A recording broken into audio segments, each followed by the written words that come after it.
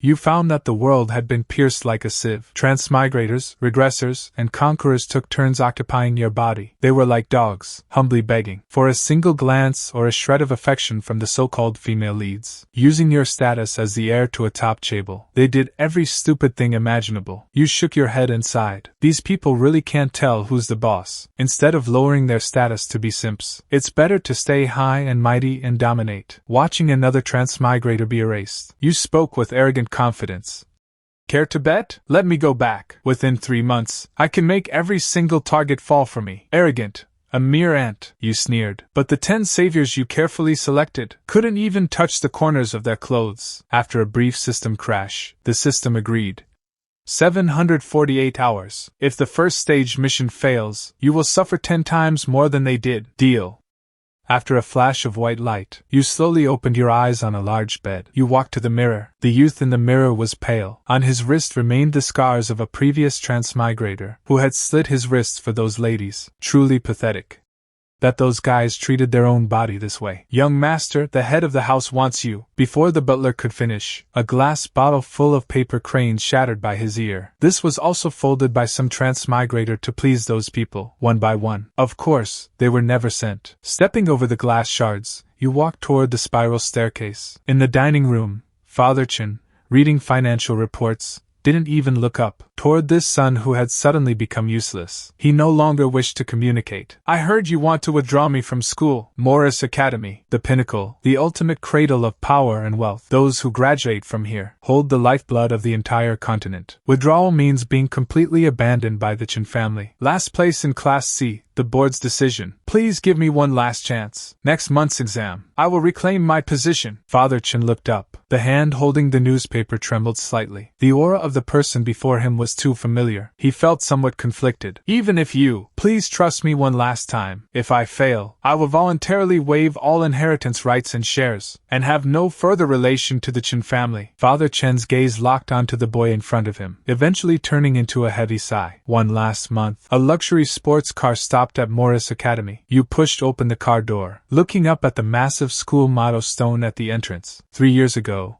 as the brightest star of Morris Academy, you personally inscribed the motto on this stone. Look who it is! Isn't it our young Master Chen? A curly-haired boy stepped forward, poking your back maliciously with the end of a pen. I heard you shamelessly crashed the Liu family banquet last week, only to be thrown out like trash by Miss Liu's bodyguards, into the swimming pool. How did that taste? Oh right, I heard you even touched Minister Su's piano. Ha ha! And you were thrown out along with the piano. Ha! The system's voice sounded. The first stage mission target is Sun Yanchu. Emotional fluctuation value must reach 50. Sun Yanchu, heir to the Su family, one of the 8 great Chaebols, the youngest musical prodigy in all of Europe, and a music fanatic. Time remaining for mission, 47 hours, 59 minutes. A mocking glint flashed in your eyes. Thrown out of the music room. Are these the conquerors you selected? They are nothing but trash. But whether you are one of them remains to be seen. Piercing laughter erupted all around. You chuckled, but the smile didn't reach your eyes. A crisp slap, heart-stoppingly loud, instantly silenced all the noise. The curly-haired boy clutched his face, his eyes wide in disbelief. His right cheek swelled up visibly. You shook your hand. So ugly. As if you had just brushed off a speck of dust. You dare hit me? The boy was shaking with rage. Do you think you're still the Chen fan from 3 years ago? Now you're just a piece of trash abandoned by the Chen family. He lunged at you blindly. You stepped slightly to the side. Missing his target, the boy lost his balance, falling clumsily to the ground. A collective gasp echoed through the crowd, the sound of shock. Is this still that useless Chen fan who let everyone mock him? You leaned down slightly and grabbed the boy's collar, forcing him to look up. Wasted 3 precious minutes of my time. What do you plan to use to make this stop? A voice as clear as an icy spring rang out unexpectedly. Bai Ningning stood a few steps away, with an air of indifference from another world. As the student council's inspection director, the iris badge on his chest looked even colder. Detecting target by Ningbing's initial favorability as negative, his long fingertips were flipping through your thick disciplinary record. You crossed your arms. Your gaze wandered brazenly over him. Bai Ningbing felt your penetrating gaze. The brow behind his glasses frowned imperceptibly, 13th time disturbing campus order. 5th violent conflict. He pulled out a pen and swiftly signed his name on the disciplinary notice. Student Chen, according to school rules, the student council has the right to expel you. So dignified and selfless, Mr. Director, far from being afraid, you instead took a step forward. With a lazy, almost provocative air, your fingertips lightly brushed his pressed, meticulous collar, a faint, circling touch, landing precisely below his collarbone, exactly where a faint bite mark would be left. Bai Ningning's eyes darkened, just as he raised his hand to brush off this shameless touch. A sudden, intense, aggressive and cold scent of cedar unexpectedly entered his nostrils. His pupils suddenly contracted. This scent belonged exclusively to the real you. Seeing this, the surrounding crowd burst into greater commotion and exclamations, as if witnessing something unbelievable. Bai Ningning suddenly snapped back to reality. He looked down. He almost roughly grabbed your wrist, slamming you hard against the cold school motto monument. His voice was low, dangerous, audible only to the two of them. You don't deserve to wear this scent. Get back to your class C. If I catch you in a mistake one more time, I will personally throw you out of the academy. Target. Bai Ningning's favorability. -80. Hearing the mockery in the system's mechanical voice, you felt no unease or anxiety. On the contrary, the lower his favorability, the better the news. It means he loathes these transmigrators occupying your body. The moment you stepped into the Class C classroom, the air seemed to freeze for a moment. What happened at the school gate this morning had already quickly reached the ears of the entire school. Complex looks from all around swept over you, some loathing, some disdain, and some curiosity. You ignored it all, walking straight to your spot in the corner. Humph, stop pretending. Just a piece of trash about to be expelled. Class monitor Jiang Lily mocked loudly on purpose. She was one of the admirers of the curly-haired boy. Li Wei, who was beaten this morning. You're pathetic. You paused your steps, slowly turning around. Jiang Lily's back was instantly soaked in cold sweat, unwilling to be intimidated by a loser's gaze. Did I say something wrong? She raised her voice, trying to dispel that eerie chill. A toad dreaming of a swan. Ha ha ha, begging for favor from those ladies. In others' eyes, you aren't even a clown. A pen stabbed deeply into the wall behind her. Jiang Lily's voice stopped abruptly, less than half an inch from her temple. Total silence fell over the room. You rested your chin on one hand, while your other hand idly twirled another pen. Sorry, my hand slipped. And no problem. It's fine. Student Chen. The school bell rang. The interlude came to an end. This class was financial investment, taught by a professor over 60 years old. Now, hand in your assignments from the last class. He was simply collecting the assignments as a routine. For the students of Class C, the professor didn't have high hopes. Those nearby handed theirs in. The professor only glanced at what they had written. Compared to Class S, it was a world of difference. This assignment was assigned by President Chu, aimed at the Chu family's cross-border acquisition plan, to provide supplements. But the submissions were far inferior to Youyu's own plan. It must be said, Chu Yoyu was, in his decades of career, the second genius he had ever seen. Of course, the first. The professor glanced at the corner of the classroom. At you, who were rushing your assignment. The person with the greatest financial talent he had ever seen was the 18-year-old Yu, who saved the Chen family from becoming a fallen shell. Positioned among the 4 great families under the 8 major conglomerates, the acquisition report you wrote at 18 is still studied and circulated within the industry today. But for a genius like this, does student Chen not intend to submit his assignment this time either? You didn't look up. Your fingertips moved across complex financial statements and equity structure diagrams, moving rapidly. The speed of your pen was astonishing. The professor was somewhat angered by your indifferent attitude. He frowned and stepped down from the podium. However, as he approached you, he suddenly stopped in his tracks. You put down your pen. With a gentle push of the paper's edge, the report paper filled with complex symbols slid across to the professor. The professor looked down. His pupils suddenly contracted. The dense derivation formulas and arrows on the paper pointed precisely to the most hidden loophole in the merger case. A fatal trap that even Chu Yoyu had overlooked. And not only did you find it, but you also noted a small line in red ink beside it. Reverse short. Leverage 115. Profit potential 300%. This wasn't an assignment at all, but a notice of threat. If you follow this plan to interfere with the Chu family's merger, then the Chu family's losses will be immeasurable. The professor's hand began to tremble uncontrollably. He looked up abruptly.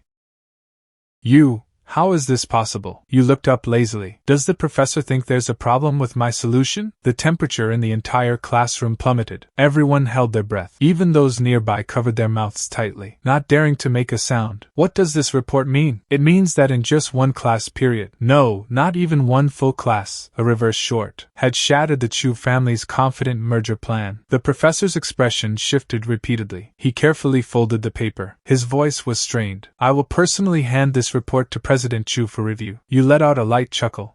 Student Council Office. The assistant carefully placed down a thick stack of documents. President Chu, this is the report from Class C, Student Chen. Chu Yoyu's head was slightly tilted. His gaze focused on the financial model before him. Short-selling Class C and Student Chen were merely background noise. He assigned this problem because of a lingering sense of dissonance in his heart. But all the reports told him that he was overthinking it. The Chu family's giant ship was sailing steadily toward its destination, until the professor burst into the office, breaking the peace. He had even forgotten the courtesy of knocking. President Chu. The professor's voice carried a barely perceptible tremor. Please be sure to review this, Chu Yoyu. His slender fingers paused before taking the thin sheet of paper. The moment his eyes hit the page, the air seemed to freeze. The precision on the report was almost cruel. The derivation was like a sharp sword, piercing through the layout he took such pride in. Class C Chen Fan.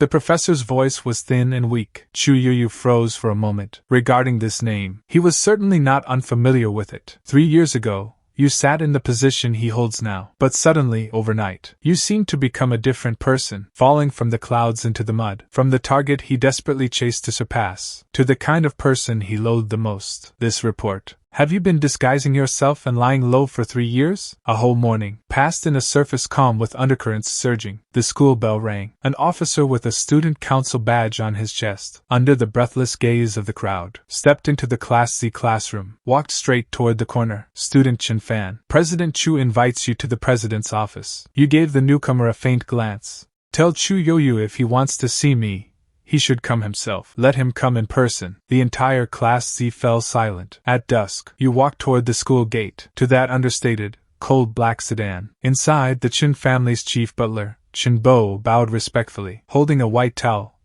Young master, please clean your hands. The head of the house and Miss Chen Huang are waiting for you at the main residence. The words, Miss Chen Huang, were enunciated with particular clarity. Your movement of wiping your fingertips paused. That distant cousin of yours, who gradually took your place during the years you were gone. The family's intention was blindingly obvious. The atmosphere in the hall is heavy. Father Chen sits in the main seat. Several family directors sit on both sides, their gazes filled with scrutiny and doubt. And the most eye-catching is the figure beside Father Chen. Chen Huang, at this moment, his gaze falls calmly and rippleless on you as you enter. Your back.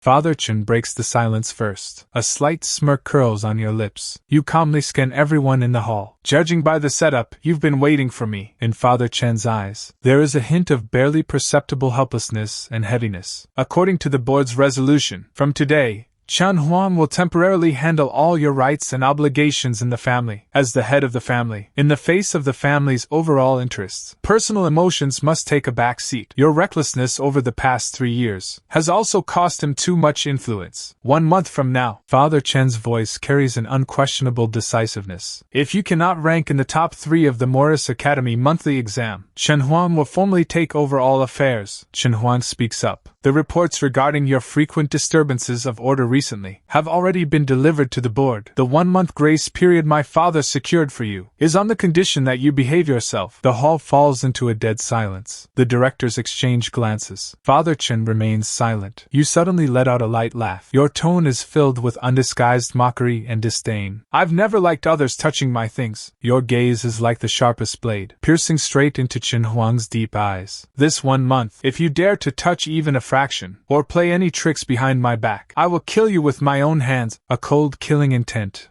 like a frigid current, instantly sweeps through the hall. My duty is to protect the interests of the Chen family, nothing more. Daily task completed. 23 hours, 55 minutes. The price of neglecting the task. A small punishment, accompanied by a faint but impossible to ignore electric current, instantly penetrating every limb. This is a warning from a higher dimension, punishing the cost of your own negligence. You let out a cold laugh. A look of realization flashes in your eyes. Couldn't hold back your anger? It seems higher dimensional beings aren't without weaknesses. You ignore the physical discomfort, and calmly step through the grand gates of Morris Academy. Student Chen Fan, a voice as crisp as a snow-capped mountain sounds from behind. The noisy air around instantly falls silent. You pause slightly, slowly turning around. Chu Yuyu is walking through the crowd that parts automatically, walking toward you, dressed in the Academy's pure white uniform. He wears it with the nobility of royal attire. In every gesture flows the aura of a true ancient noble, a presence settled over thousands of years. You sneer inwardly. The system's eye for talent is quite sharp. President Chu, what an honor to have you here. You raise an eyebrow slightly, meeting his unfathomable smoky purple eyes. I wonder what matter is so important that it warrants your personal visit. Chu Yuyu's lips curl into a perfect, yet temperatureless smile. Student Chen, I am very interested in that financial report you wrote yesterday. I wonder if you would do me the honor of visiting the student council office for a chat. You respond with an equally perfect fake smile. I couldn't possibly refuse. Under the gaze of countless eyes interwoven with various emotions, you follow Chu Yuyu, entering the student council tower, the symbol of the Academy's core power. The luxury and pressure here are no different from when you were in charge 3 years ago. Yet there is a faint, strange coldness lingering in the air. Student Chen, I don't like wasting time beating around the bush. You should be very aware of what that report of yours means for the Chu family's core project of several years. What it implies. Chu Yuyu stands before the giant floor-to-ceiling window, with his back to the morning light. He turns around. I want you to keep the contents of this report completely confidential, to ensure the Chu family's project proceeds smoothly. He pauses. I can grant you one condition. This is a trade. It is also his confidence in controlling the situation. President Chu's promise sounds truly expensive. Can it match the effort the Chu family has poured in? For this massive plan they are determined to win? Chu Yuyu's brow frowns almost imperceptibly. Asking for too much? He thinks. He sneers inwardly, calculating the price you might demand, and preparing contingency plans to use extraordinary means if necessary. But then, you shift the tone. Reverse shorting. A breathtaking curve slowly forms on your lips. Reverse shorting.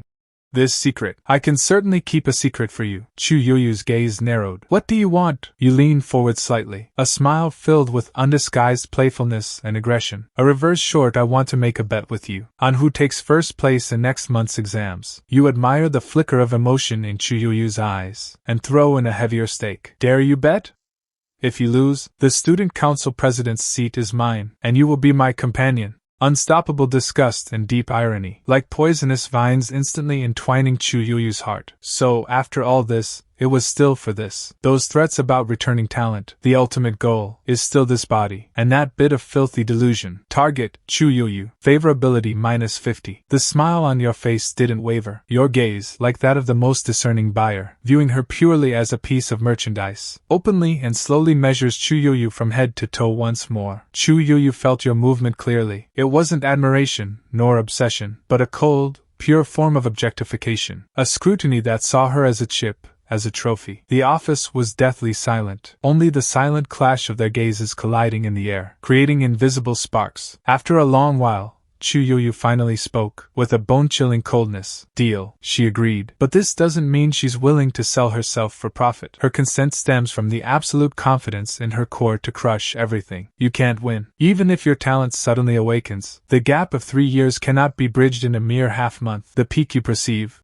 is but a milestone on her path. As for the rumors of you lying low for 3 years, she doesn't care. In these 3 years, you didn't just ruin your own reputation, but also the crucial path of ascent for the entire Chen family. Such a heavy price, just to lie low.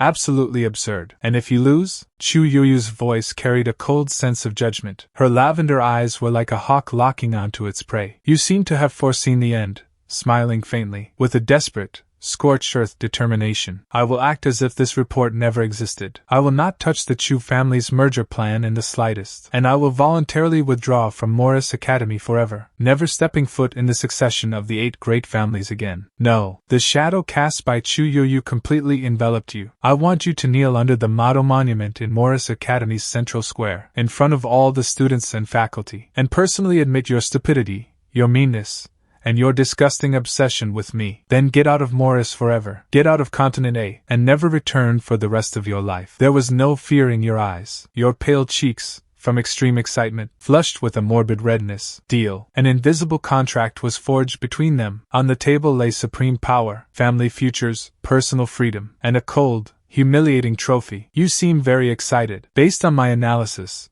you aren't entirely sure you can beat her. That's what makes it interesting, isn't it? I don't like bets that lack excitement. 15 hours and 43 minutes. Along with the system's voice came a more intense pain. You looked up at the clock on the classroom wall. 30 minutes until school lets out. If you miss this window, it won't be easy to go to the Su family to complete the task. Morris Academy, East Wing Dome Concert Hall. Su Nianchu, the most enigmatic of all targets. A pure artist who sacrificed her soul entirely to the notes. I told you this is not a place you should be. Every word steeped in fatigue and the urge to drive you away. You acted as if you hadn't heard, your gaze passing the piano lid and falling upon a few scattered, yellowed pages. The dense notes upon them were modified beyond recognition. Revision symbols, strike-throughs, angry strokes and scratches cluttered together, like a twisted soul struggling frantically in a swamp of despair. The 47th measure, resolving the A major 7th chord to an A minor dominant 7th. You changed it 17 times. Used augmented 6ths,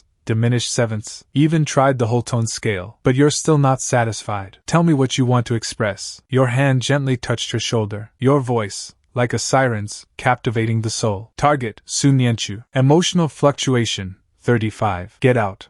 Su Nianchu's voice squeezed through her teeth. With a tremor on the verge of breaking, her fingers, perfect as a work of art, were now pointing harshly at the knee beneath her dress. The force so great it seemed she wanted to use the physical pain to suppress the surging waves deep in her soul. You didn't retreat. Instead, you stepped forward half a pace, extending your fingertip to slowly glide across her cold, tense hand. Music doesn't lie. Su Nianchu, let me guess. What is flowing through that melody? Is it fear? Your voice is like a heavy hammer. Is it tyranny? Your fingertips press slightly harder. Is it a hatred that seeps into the marrow? You almost whisper the last 3 words against her cold ear. Su Nianchu's body begins to tremble violently. She tries to jerk her hand away, but you hold her pulse firmly. No, it's not. She denies it hoarsely, her voice shattered, sounding more like a cry of despair. You loathe this piano, loathe these damn notes, loathe that radiant musical genius in others' eyes. Su Nianchu, your gaze pierces through her trembling shoulders, as if looking directly at the little girl curled up in the darkness of her soul. Because, your voice suddenly becomes incredibly clear, with a final, crushing cruelty. Your mother, Xing Wei, was hailed as a once-in-a-century genius pianist. You were introduced to music because of her. You wore the crown of a genius child because of her. Yet because of her, you hate all the shackles and shadows the piano brought. Therefore, you can never complete her. Your gaze returns to the wreckage of sheet music scattered on the expensive piano. Your voice laced with mockery. This requiem dedicated to her soul. Shut up. Target Su Nianchu. Emotional fluctuation peak. 85. Task complete. Su Nianchu's painful wails overlap with a cold, mechanical voice. As expected, pain is also a form of emotional fluctuation. Su Nianchu's pupils dilate instantly. It was her last straw to comfort her late mother, and her last straw to redeem herself. Rip. Those few scraps of sheet music carrying all of Su Nianchu's love and hate are ruthlessly torn into fragments flying in the air by your hand. Time seems to freeze completely at this moment. Dead silence. Su Nianchu's mouth hangs open, but no sound can escape her throat. Her gaze is locked onto the last scrap of paper in your fingertips. The last pillar supporting her crumbling world collapses with a crash. Your voice is cold. Now, don't you wish you could tear me to pieces? To be buried with your sheet music. Get out. Hoarse syllables squeeze through Su Nianchu's clenched teeth. Every syllable hides a rage on the verge of exploding. The last bit of restraint before madness. One step further, and she would surely drag this man down with her to the grave. You walk around Su Nianchu's stone-still body, toward the silent, ancient Steinway under the spotlight. You smoothly open the piano lid, a movement as elegant as raising a curtain. No! Su Nianchu lunges forward, aiming straight for your vulnerable throat. Just as her fingertips are about to touch you, your fingertips fall. Ding! A single note, pure as the first spring melting from a snowy mountain, piercing through the concert hall with an incredible power. Su Nianchu feels as if she hit an invisible wall of sound, stumbling back clumsily, her knees slamming hard onto the cold marble floor. She stares in horror at the silhouette before the piano, the rage in her eyes replaced by a deeper, more bewildered shock. The notes flowed deep and slow, saturated with an unspeakable sorrow. This melody, dim and blurred, surging out from sealed memories. The only piano final she ever lost, when she was 9. A high fever made every breath burn her throat. The world twisted and spun, leaving only the endless fear and cold brought by failure. She played 3 wrong notes. All because of this damn illness. All because she was so weak. How disappointed would her mother be? That woman who pressed all her ambition and unfulfilled dreams onto her shoulders. Then,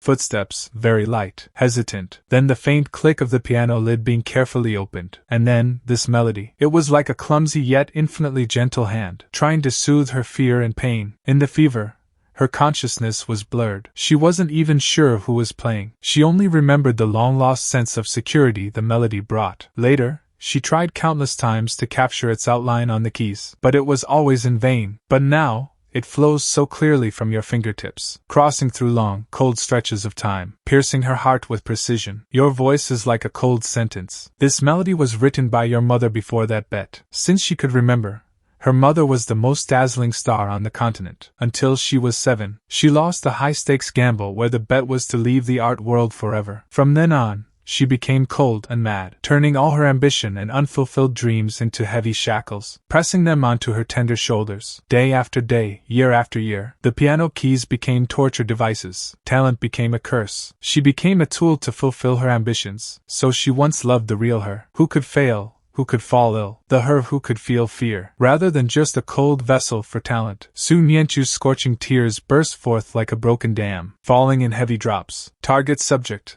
Su Nianchu. Emotional fluctuation peak, 97. The resonance of the final note lingered beneath the dome, dissipating into dead silence. You stand up and walk toward the heavy carved wooden door. Wait. Behind you comes Su Nianchu's voice, hoarse as a crow in midsummer. You don't look back. The tone is flat, yet it carries an unquestionable command. I hope you can let me hear a true requiem composed by you. Mission accomplished well. Thanks for the compliment. But there is little mirth in your eyes. This feeling of having one's throat constricted is truly unpleasant. As a reward, you may ask me for one favor. For example, helping you cheat on the monthly exam. The mechanical voice is devoid of emotion, but the mockery between the lines pierces your perception precisely. Thanks, no need. Deep in your eyes is a detached confidence that dismisses everything. However, there is one thing I do need your help with. Help me erase the scar on my wrist. The scar, treated with expensive medicines, had gradually faded, like a realistic thorn tattoo, an eyesore. I want to erase the marks left on me by those clowns, bit by bit. I hope you won't regret this choice. A warm sensation spreads from the wrist. The thorn tattoo slowly vanishes. Thanks. In the student council office,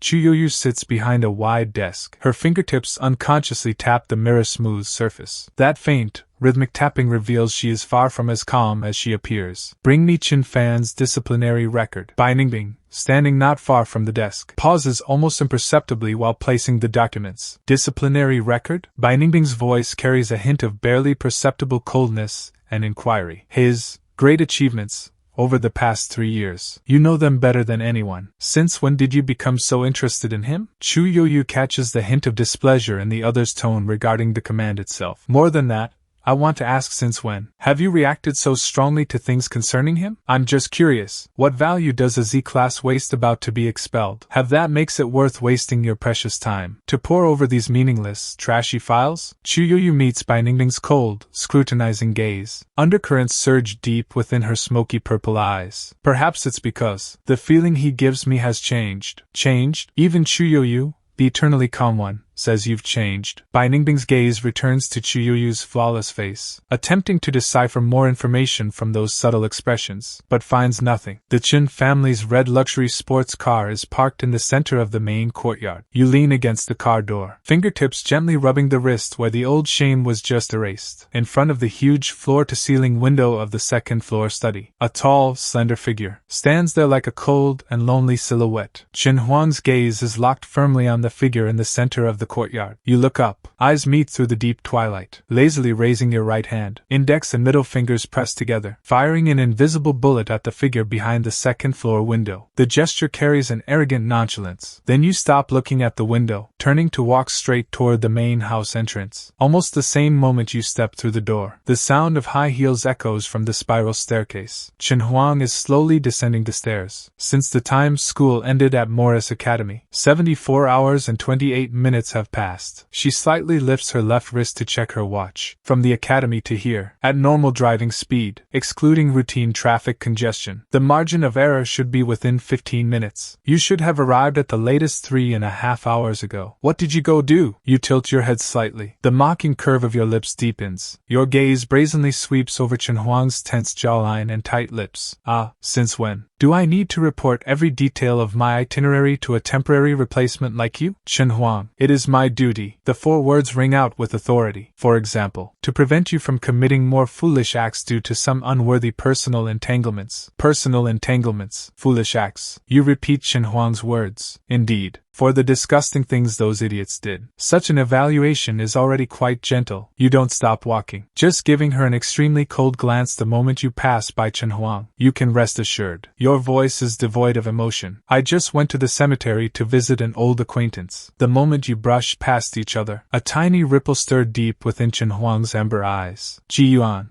Old friend. In the study, your eyes showed a rare hint of seriousness. Today, a bet was made with Chuyu, and the next monthly exam is in half a month. You looked at her grades from the past 3 years. Almost perfect scores in all subjects. Math, physics, chemistry, biology. These cold logical symbols and laws of nature were firmly etched in your memory. The official languages of the 4 continents. You had mastered them all before the age of 12. Knowledge of humanities, history, and art. The foundation had already been solidified before you were 15. Even after losing 3 years of time, the framework of these fields remained indestructible. You only needed a bit of reviewing to be sufficient for this exam, except for 2 subjects. Politics. The politics exam at Morris Academy was never about reciting dogmas from a textbook. It tested the insight into the shifting political landscape. Before you were dragged into that void, the continent was split into 4. Continent A, ruled by the 8 great conglomerates, the undisputed hegemon in terms of area,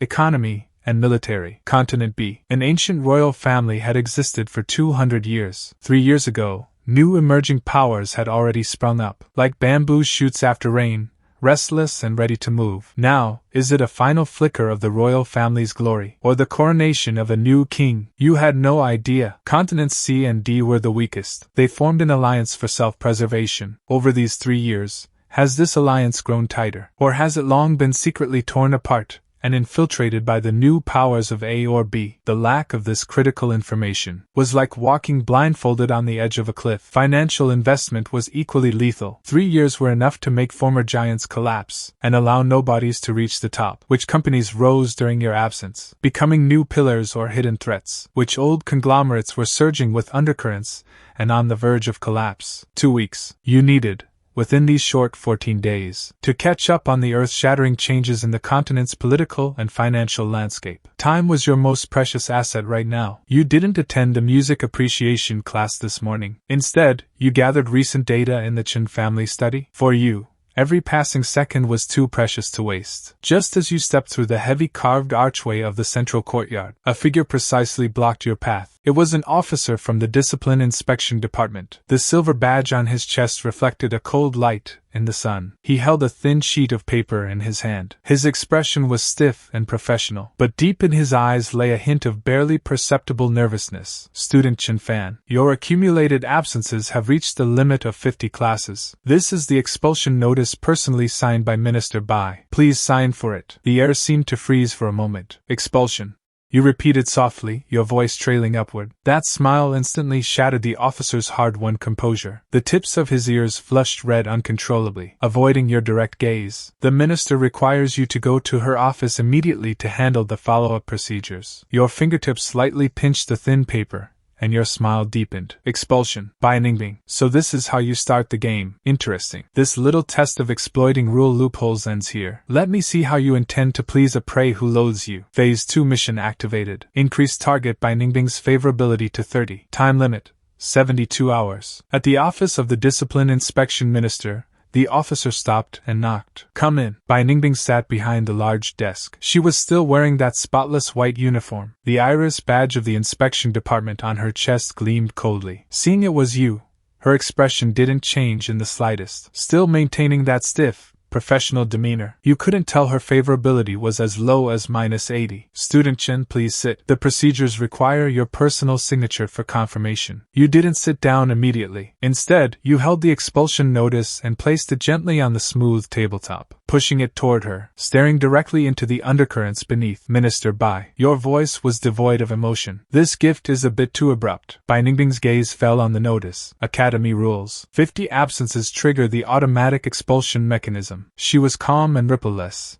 as if stating an objective fact. "I am merely the executor of the rules. Student Chen, please sign. I will personally handle the subsequent archiving and departure procedures." She made a gesture of invitation, pointing to the blank space at the bottom right of the notice. "Rules are nothing more than chains used to bind the voiceless ants." A mocking curve formed at the corner of your mouth. You picked up the steaming cup of coffee to her left, a posture with an almost deliberately ambiguous warmth, taking a light sip of the dark brown liquid. "Molokai Island coffee beans." You suddenly spoke, your voice still gentle, paired with 1 milliliter of maple syrup. The corners of your lips curled into an extremely cold arc. "Didn't you say yourself that you hate this taste the most?" "How do you know?" Bai Ningbing's mask of calm shattered instantly. Her palm gripped your wrist like an iron vice. Her calm, plain face twisted for the first time due to intense emotion. Anger, fear, and various emotions intertwined wildly in her eyes. And in the deepest part of this chaotic vortex, there was something forcibly suppressed, an even more surging and fervent emotion. "Who on earth let go?" The heavy office door had been pushed open at some unknown point. Chu Yoyu's gaze swept across the messy floor. Bai Ningbing's distorted expression and her tight grip on your hand, finally settling on Bai Ningbing's face. A cold warning surged in her bottomless, smoky purple eyes. Bai Ningbing turned her head abruptly, brow furrowed, but she subconsciously tightened her grip on your hand. "What are you doing here?" Chu Yoyu did not answer her question. She simply stepped inside. Her gaze fell calmly on Bai Ningbing's gripping hand. "Don't fire him for now." Bai Ningbing's pupils suddenly contracted. She took a deep breath. Her gaze was as sharp as a knife. "Are you interfering with the supervisory department's work for his sake?" The corners of Chu Yoyu's lips slowly curled into a very faint, cold arc. "Sorry, I must do this." Chu Yoyu's voice was imbued with an unquestionable tone. "Knock, knock." Two clear, composed knocks suddenly sounded in the tense, silent office. "Oh?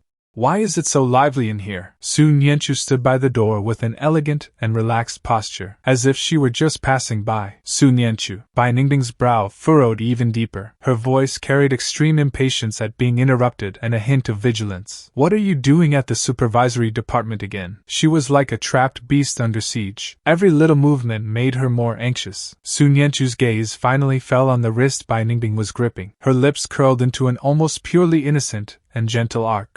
Her gaze swept over you almost imperceptibly. "I've come to ask you for someone.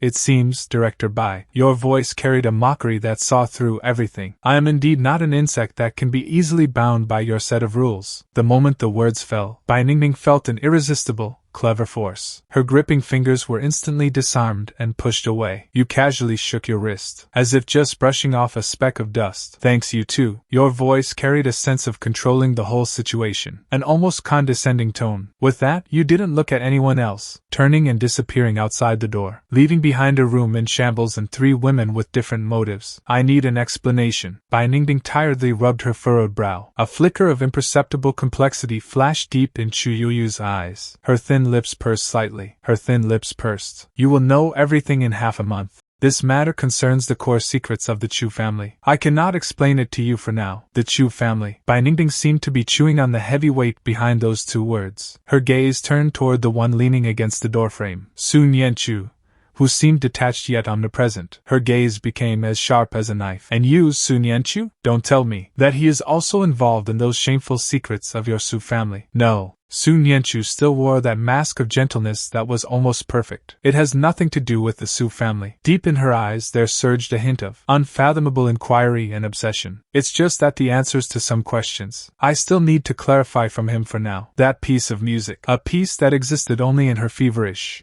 hazy memories. An unpublished composition belonging to her late mother. An 8-year-old child back then could never have known it. This doubt sank deep into her heart like a poisonous thorn. Bai Ningbing waved her hand tiredly. Her voice carried heavy fatigue and lingering agitation. Get out. All of you, get out first. Let me be alone in silence. Chu Yoyu and the other took a deep look at Bai Ningbing before leaving. Their gazes were complex and inscrutable. Bai Ningbing slumped in a large leather chair, her eyes filled with pain. He was right. Molokai Island coffee beans paired with 1 milliliter of maple syrup. Even though she hated the bone-deep sourness and bitterness of this coffee, she still made it a habit, because this was the taste he once loved the most. Has he returned? Or did those disgusting fools occupying his body, in order to deal with her, carefully study their past, and even go so far as to imitate his habits, setting yet another trap? Target Bai Ningbing. Favorability fluctuating violently between -80 and -87. You don't seem surprised at all. The system's voice carried a hint of inquiry.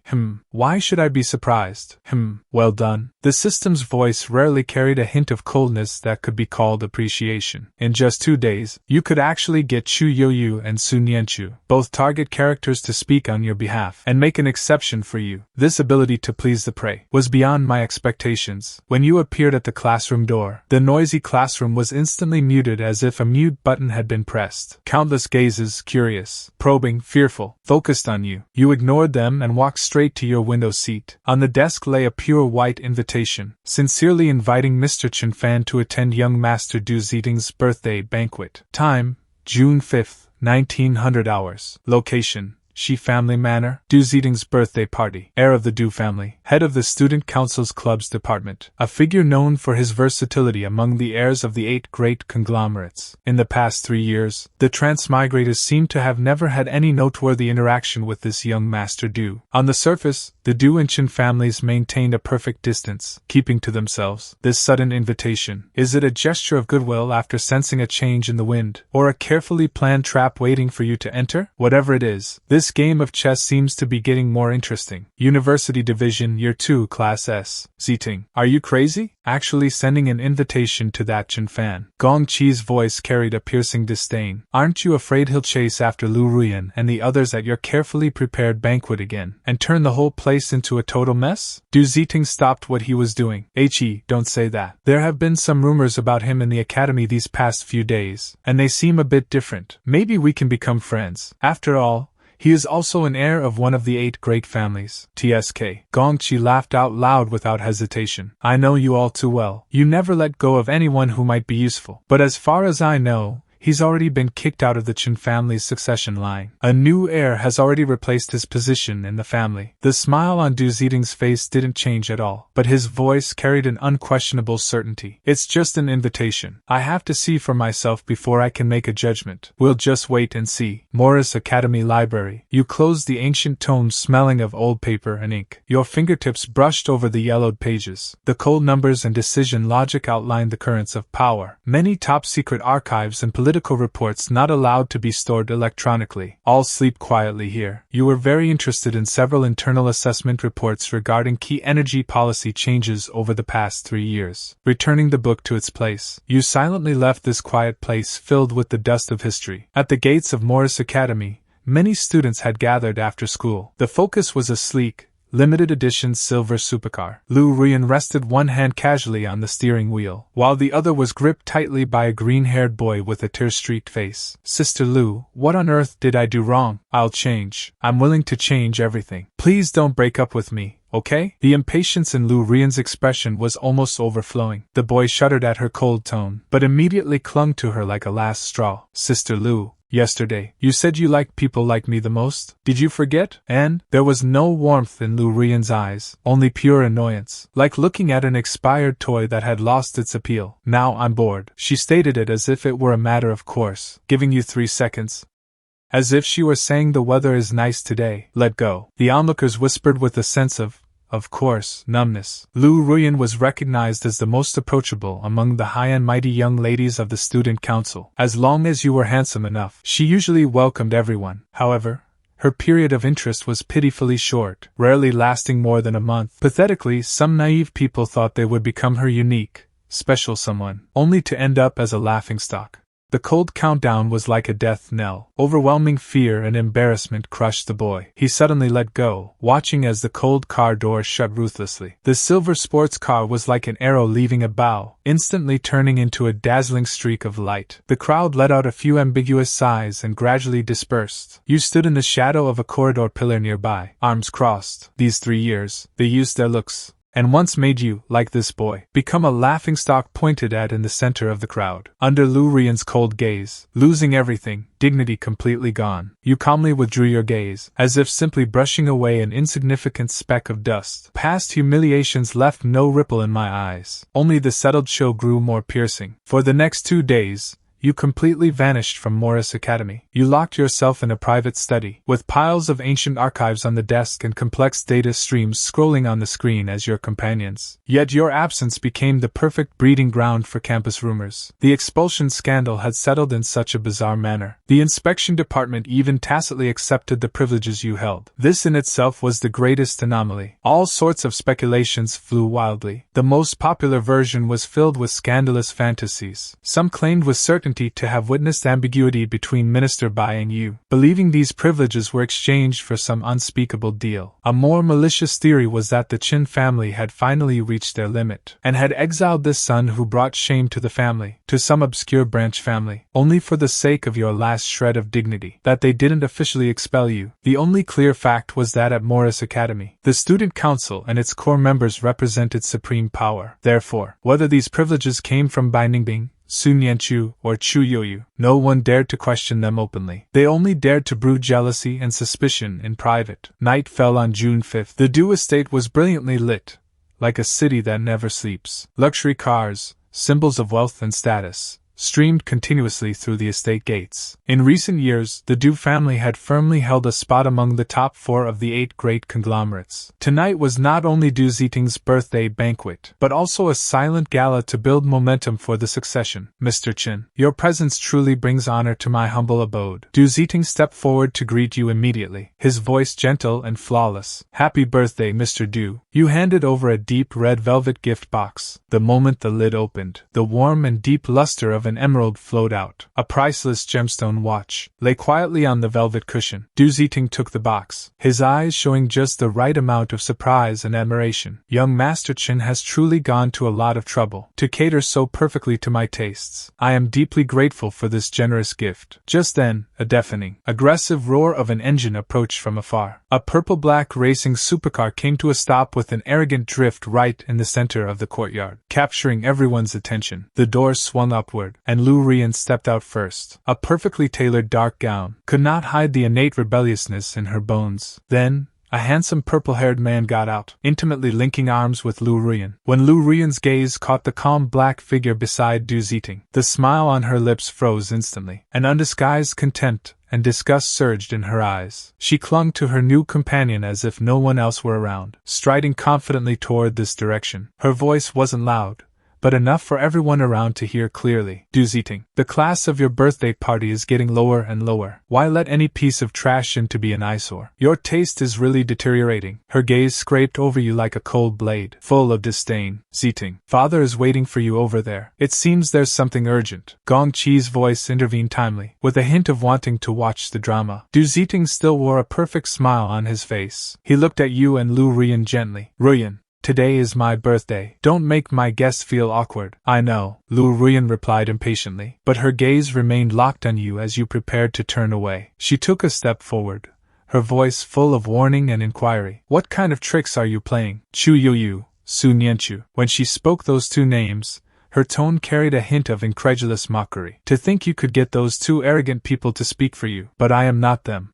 Put away those inappropriate thoughts of yours. Otherwise, what responded to her was absolute silence. You gave her a calm, rippleless glance, as if she were merely an annoying piece of air not worth noticing. The indifference in that gaze was more lethal than the harshest mockery. Then, without hesitation, you turned around, without a single pause from start to finish, without a single word of response. Lu Rian froze in place, her expression instantly becoming extremely ugly. She felt as if her full-force punch had slammed into a pile of cotton, without even creating a single ripple in the other person. This feeling of being completely ignored, as if she didn't exist, was the second time she had felt it, and it was because of the same man. The surrounding crowd of intersecting guests also began to whisper because of this scene. That loser who used to chase after Sister Lu actually ignored her just like that. Could the rumors be somewhat true? On the spiral staircase, a white figure looked down at this scene silently, the gentle smile on her lips replaced by a look of seriousness. He's acting quite convincingly. It's just a game of playing hard to get. The voice of the boy beside her carried a rare hint of uncertainty. That man's eyes are too cold. Even if he is acting, his acting has already become masterful. Let's keep watching. By the backyard pool, far from the noise and vanity of the front hall, you stood by the poolside, holding a glass of red wine from a waiter's tray. Regular footsteps approached from behind, making a faint rustling sound. The newcomers seemed to deliberately slow their pace. You didn't look back, just swallowed a mouthful of red wine from the glass. Your gaze remained fixed on the cold moon on the horizon, as if everything behind you had nothing to do with you. The night breeze brushed past, bringing a hint of chill, and a faint, lingering familiar scent. System notification. By Ningbing's favorability plus 30. Task time limit. 1 hour 32 minutes. The cold notification sound echoed in your mind. Her voice sounded no longer that businesslike tone of the supervisory minister. Instead, it carried a sense of extreme suppression, yet still revealed a hoarse probe. The caution in her voice was like touching a long-buried, fragile treasure. You slowly turned around and looked at the newcomer with a calm, rippleless expression. Director Bai, what a coincidence. You're out for some fresh air too. Your tone held a slight tease. Bai Ningbing completely ignored your words. She took a step forward. The distance suddenly closed. I remember. Her voice had a drifting quality, as if recalling the past. But her gaze was as sharp as a knife, locking onto your eyes intensely. At my 10th birthday party, someone also found it utterly boring, and snuck me out of the crowded hall, running to the swings in the back garden for fresh air. She paused. Every word felt like peeling back an old scar. Your fingers gripping the wine glass curled slightly, almost imperceptibly. This movement, so subtle it was nearly undetectable, was like a boulder thrown into a calm lake, creating massive waves in Bai Ningbing's heart. It's you, isn't it? Bai Ningbing's voice carried a suppressed, almost screaming desire and certainty. Her body leaned forward slightly from excitement. You've come back. The real you. Director Bai. Your voice took on a deliberate coldness. Are you drunk? What nonsense are you talking about? You tried to build a wall of indifference, to block out her surging emotions. Nonsense? Bai Ningbing's laughter was full of self-derision and pain, and a desperate, all-or-nothing madness. She suddenly reached out. Her movement was startlingly fast, snatching the glass of red wine from your hand, downing the remaining wine in one gulp. The deep red liquid spilled slightly from the corner of her lips. Instantly, the effect of the alcohol appeared on her pale face. The look in her eyes burned with a nearly destructive resolve, forcing a smile laced with alcohol and bitterness. Now, I really am drunk. Before the words had fully faded, she stopped looking at you, but her steps began to move backward. 1 step, 2 steps. Behind her was the shimmering pool. Bai Ningbing, your pupils suddenly contracted. Your voice carried an urgent warning for the first time. I've had enough. In Bai Ningbing's eyes was an impenetrable pain and a moth-to-the-flame despair. Enough of watching a monster wearing your shell parade around. With the resolve of a martyr, she suddenly leaned backward. Splash! A huge splash instantly erupted. The bone-chilling pool water instantly swallowed the white figure. System notification. Target character Bai Ningbing's emotions are fluctuating violently. System notification. Warning. Abnormal values. You stood by the pool. Logic told you that Bai Ningbing did it on purpose. She was using her life to force you. The system's cold warning rang sharply in your mind. The movement beneath the surface was weakening. Damn it. The next second, a larger splash erupted. The piercing cold rushed to the top of your head. You held your breath and opened your eyes wide, swimming with all your might toward the white figure sinking underwater. Bai Ningbing's eyes were closed, as if she had lost all vitality, slowly sinking toward the deeper bottom of the pool. The alcohol and freezing water seemed to instantly drain her strength. You suddenly accelerated and reached out, grabbing her arm desperately, pulling her upward with all your strength. Splash! 2 figures emerged from the water in a disheveled state. Bai Ningbing, held tight in your arms, began to cough violently, with the disorientation of near-drowning and physiological tears. Her neck arched back unconsciously, revealing the area near her left collarbone. The moonlight, through the water droplets, clearly illuminated a faint, crescent-shaped old scar. Your gaze froze on that scar. Bai Ningbing seemed to feel your gaze as well. Her voice was so weak it was almost drowned out by the sound of water. I won the bet. You held Bai Ningbing's soaked body. That face, which usually wore a mask of gentleness, was now as pale as paper and covered in water droplets. Only those crimson eyes were locked onto you, swirling with the ecstasy of finding something lost, and a humble plea that almost burned you. This was the second time you saved her. Memories surged uncontrollably. 10 years ago,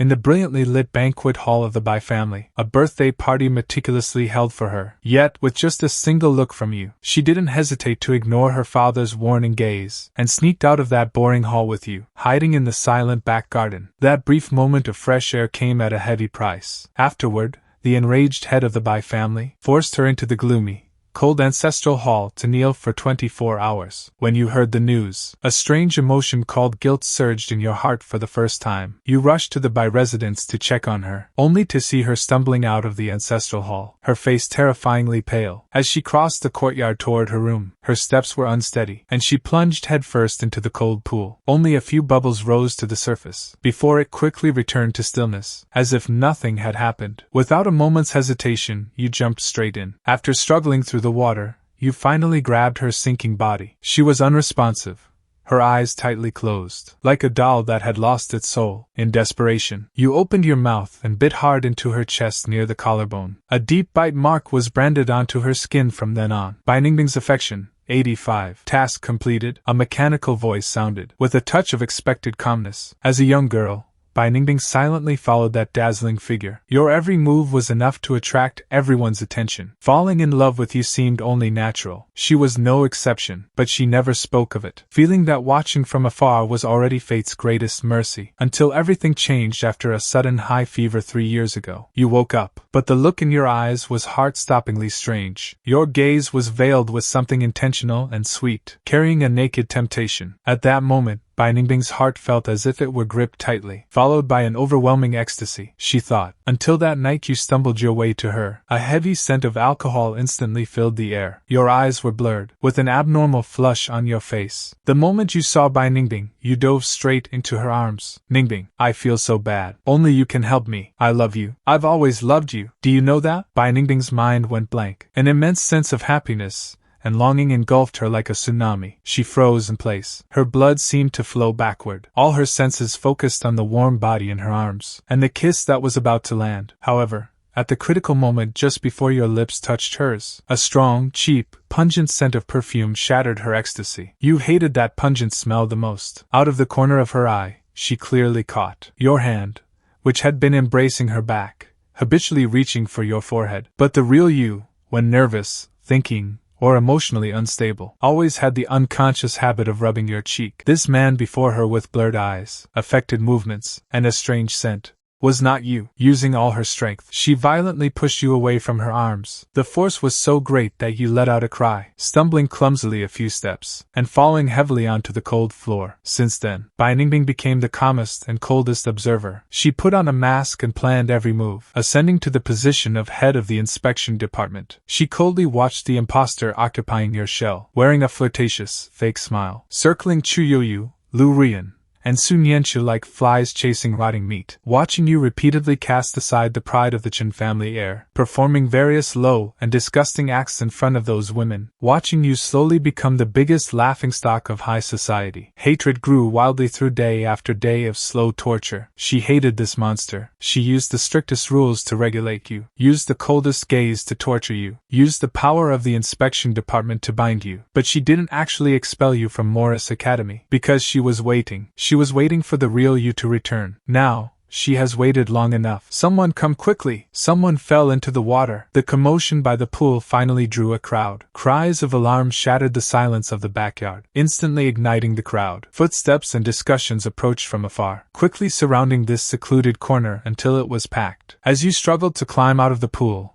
dragging the drenched and exhausted Bai Ningbing, what met your eyes were countless pairs of shocked or curious, and mostly undisguised contemptuous eyes. Bai Ningbing was coughing violently, her face as white as paper, too weak to even stand, and when everyone saw the face of the person who fell in, an unspoken understanding instantly filled the air. Whispers sounded like the hissing of venomous snakes. It's him again. He really never learns. Wasn't the lesson of being thrown into the fountain by Sister Lu enough? Now he's actually clinging to Minister Bai. Minister Bai is so unlucky to encounter a lunatic like this. He must have fallen in after his harassment failed, and he became obsessed. Young Master Du is so pitiful. His birthday party ruined by such a simp. Gaze after gaze, like poison needles, pierced into you. Bai Ningbing had just barely regained consciousness from drowning. When she heard these overwhelming slanders, she struggled to straighten her body. Her pale lips trembled, about to shout back harshly. A cold yet unusually strong hand pressed onto her soaked wrist. You didn't even look at her, just pressing down slightly. Your gaze calmly swept across the malicious faces before you. There was no panic of humiliation in your eyes, only a bone-deep indifference, as if the noise before you was nothing more than a swarm of ants. Toward these people, a faint, cold curve appeared at the corner of your mouth. You preferred using absolute power to crush their faces under your feet. Just then, a suit jacket was gently placed on your cold, soaked shoulders. Young Master Chen, are you alright? Du Ziting had walked through the crowd without anyone noticing, with a perfectly measured look of concern on his face, showing no sign of anger that his birthday was being disrupted. He gave you a soothing smile. Let me take you to a guest room upstairs to change into clean clothes. His gaze turned to Bai Ningbing, who was also soaked. Ningbing, the maids are waiting for you nearby. He signaled the waiting maids to step forward. You didn't refuse, tightening the jacket on your shoulders, nodding slightly. Thank you, young Master Du. Under the gaze of countless eyes, as if protecting an important guest, leading you away from the mess and the noise, young Master Du is truly kind. Not only is he not angry, but he's even helping him out. Indeed, compared to each other, they are worlds apart. The whispers behind you didn't subside after Du Ziting appeared. Instead, his generous gesture only seemed to confirm your guilt. The gossip became even more unrestrained. Listening to the unbearable gossip around her, Bai Ningbing's expression was dark enough to drip water. In a luxuriously decorated room on the second floor, that nonetheless felt cold and desolate. Young Master Chen, please wait a moment, Du Ziting said softly, turning toward the walk-in closet. This is a new piece I just received and haven't worn yet. The size should fit. Du Ziting placed the suit on the soft large bed, with an impeccable smile. I'll have someone take your wet clothes to be dried. Much obliged. Du Ziting thoughtfully stepped out, gently closing the door. In the shadows of the hallway, Gong Qi immediately approached, with undisguised disgust and confusion on her face. Ziting, why are you being so nice to him? Look at what they're saying outside. He must have been relentlessly pursuing Bai Ningbing, forcing her to jump into the pond. Gong Qi lowered her voice, speaking quickly and urgently. The perfect, gentle smile on Du Ziting's face faded slightly. He shook his head slightly, his voice very low, with an unquestionable certainty. Ah Qi, things aren't that simple. I saw it. Saw what? Gong Qi was stunned. Bai Ningbing's eyes. Du Ziting's gaze turned to the closed door of the room, as if piercing through it. The way she looked at him wasn't disgust, nor was it anger from being harassed. It was longing. It was the ecstasy of regaining something lost, and a bone-deep pain and regret. He paused and looked at the shocked Gong Qi. Do you think someone harassed into falling into water would react that way? Gong Qi opened her mouth, speechless. She recalled Bai Ningbing's distraught look when you dragged her ashore. Indeed, that was definitely not an attitude toward a harasser. Then what on earth is going on? Du Ziting's eyes grew deep, putting back on that impeccable mask of gentleness. I'm not sure, but this eldest son of the Chen family seems to have truly become very, very interesting. Let's go. The banquet must continue. It's time for the main event. After changing into the Starry Sky midnight blue haute couture suit, your appearance once again drew all eyes. But this time, there was more uncertainty and suspicion in their eyes. Du Ziting stepped onto the main stage at the right moment. The spotlight hit him, like a holy being. Thank you all for gracing us with your presence tonight. To celebrate my son Ziting's birthday, Father Du's voice was steady. I'll take this opportunity to announce to everyone that I have officially transferred 30% of the Du Group's shares to Ziting. Please continue to support my son in the future. A wave of suppressed gasps and enthusiastic applause erupted below. 30% of the Du Group's shares. This is not just a birthday gift, but a declaration from the Du family to all of Continent A, that Du Ziting has officially become the undisputed successor of the Du family. The aura of power and wealth instantly enveloped him, making Du Ziting appear even more dazzling. A poised smile played on his face. Then, Father Du shifted the conversation. At the same time, the Du and Lu families announced a joyous occasion. Everyone's gaze instantly shifted to the woman below the stage with her new companion, Lu Ruyan,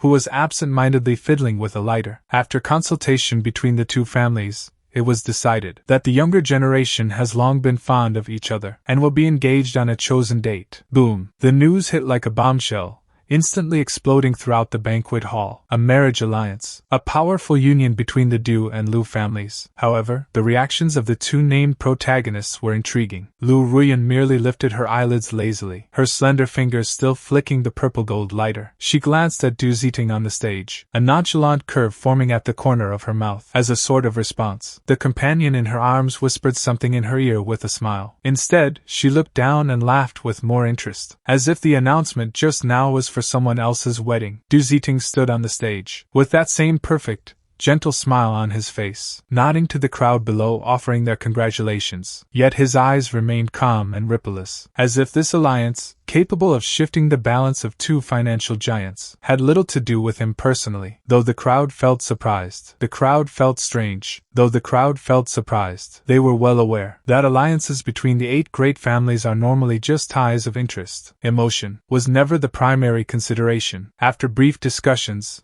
louder applause and congratulations rang out again, drowning out the eeriness of this superficial harmony. Mission objective: increase target Lu Ruyan's favorability by 20%. Time limit: 7 days. Your gaze turns toward the wildly laughing Lu Ruyan. In your eyes is undisguised scrutiny and disgust, and a hint of cold irritation from being forced into a mission. Lu Ruyan suddenly looked up, catching that cold gaze piercing through the noise. Him again. That damn look again.